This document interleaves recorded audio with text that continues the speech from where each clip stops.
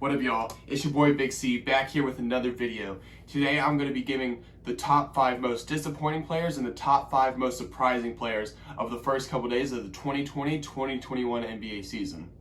Thank you guys so much. Yesterday night we reached 50 subscribers. I did the giveaway today. Tune in to the end of the video to see who the lucky winner was. I'll be getting in touch with the winner to send them the $25 Amazon gift card. Well, before we do anything else, let's get into this. We're going to start off with the top 5 most disappointing players of the first couple days. The first player that I have as the top 5 most disappointing is Lou Williams of the Los Angeles Clippers. Throughout their first 3 games, Lou Williams has only been averaging 6.3 points per game on terrible shooting at 35% from the field. Lou Williams has always been a 6th Man of the Year candidate, and he's won the 6th Man of the Year award multiple times, but this season he has not looked good whatsoever, and hopefully for the Clippers, he's able to pick it up because Lou Williams is one of the best players on the team, and if they have any chance of winning the NBA Finals this year, they're going to need Lou Williams to be balling out all season. My second most disappointing player is Spencer Dinwiddie of the Brooklyn Nets. Sadly, this morning we learned that Spencer Dinwiddie has partially torn his ACL and that he won't be returning this season. But in the first 3 games that he played, he was only averaging 6.7 points per game and shooting 37 from the field.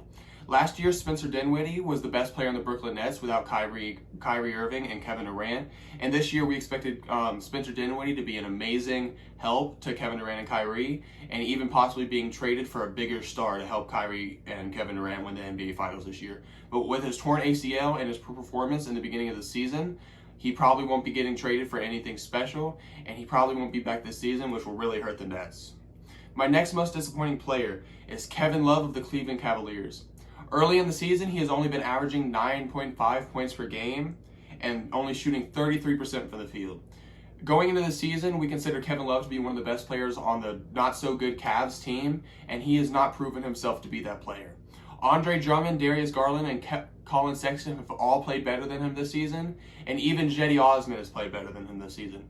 Kevin Love needs to pick it up if they don't want to end up with the worst record in the NBA this year.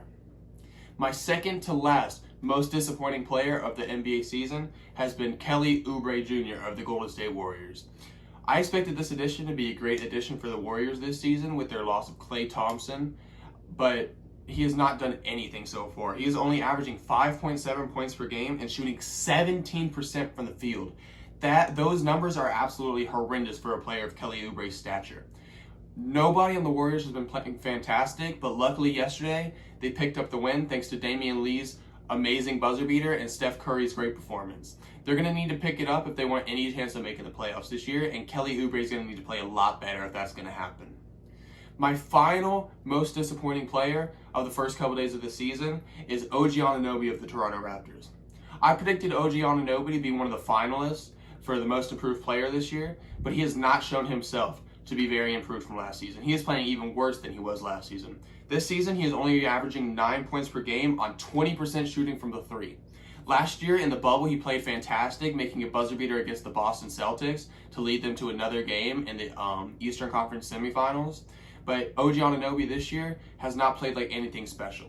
Nobody on the Raptors has had spectacular performances so far, and their best player right now is Fred VanVleet, averaging around 18 points per game, and they're going to need to pick it up if they want to have a chance in the Eastern Conference playoffs this year. Those are my most disappointing players in the NBA seasons thus far. Let's move on to my most surprising players in the NBA season so far. This is going to be on a much lighter note. One of my most surprising players so far is Lonnie Walker IV of the San Antonio Spurs.